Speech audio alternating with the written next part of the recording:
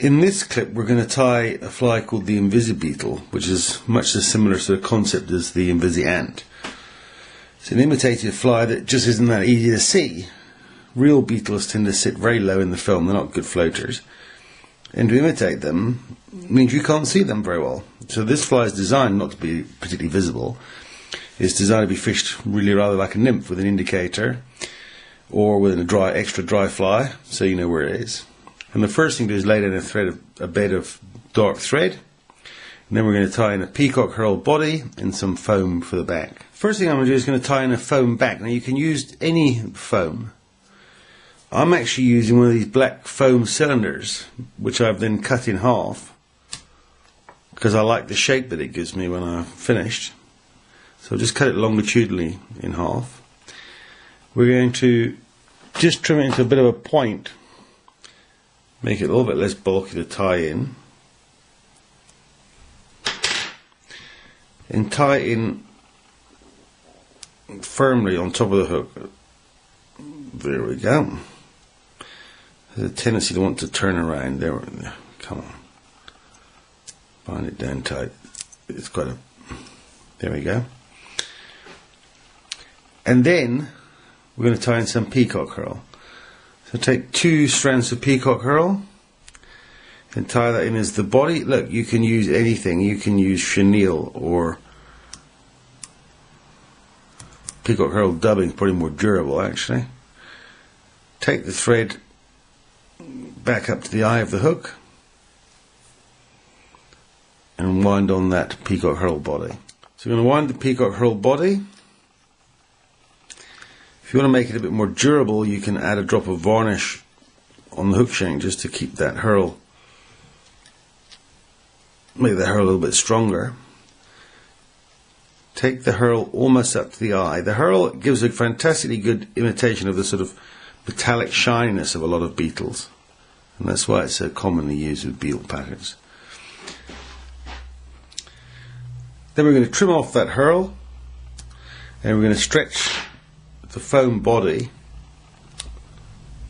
over the back of the beetle.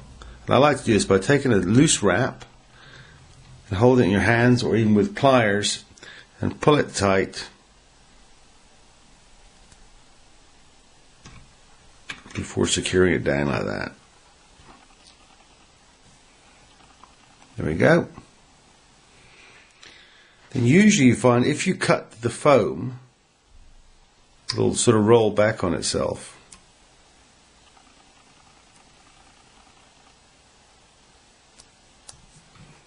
There we go. And you can do a little whip finish or a super glue whip finish.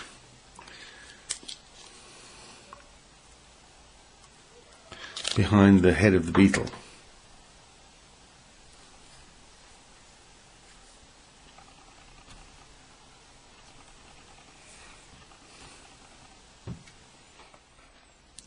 And now we're going to add some legs, and this is really the nifty little bit of this pattern because it's a very simple pattern up to now.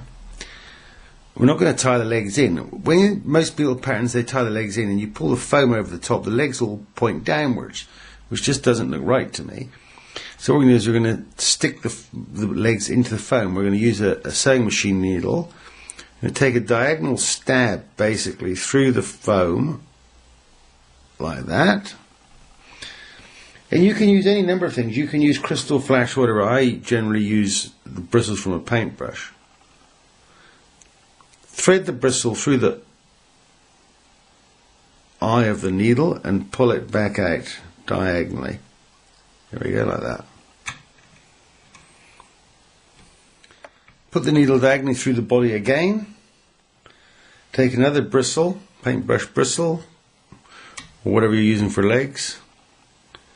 Thread that through the eye of the needle. Helps with good eyesight. And pull it back through. So you now you've got long legs sticking through the body of the beetle. To secure the legs of the beetle, all we're going to do, and that's why we haven't cut them yet, I'm going to put a drop of super glue on the legs. and pull them slowly into the foam. Give them a squish to give them time to stick. And they should be firm then, there we go. So now they're glued into the foam. And as a final step, we're then going to trim the legs.